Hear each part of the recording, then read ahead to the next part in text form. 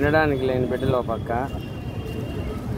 తినింది అరక్క రౌండ్లు వేసే జనం ఒక పక్క. కనీసం వీడికి ఒక ముద్ద పెడదామనే గుణం ఉండదు. ఇంత సరిపోకపోయినా పొట్లకు దూపుకొని వచ్చేది తిరుగుతున్నారు అరక్క. ఈ బిడ్డకేమో తినడానికి లేదు. అది దేశం స్థితి.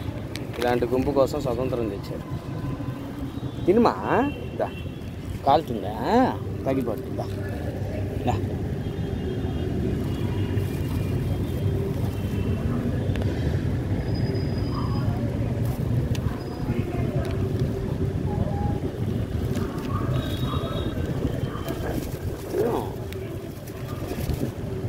చల్లారుతుంది.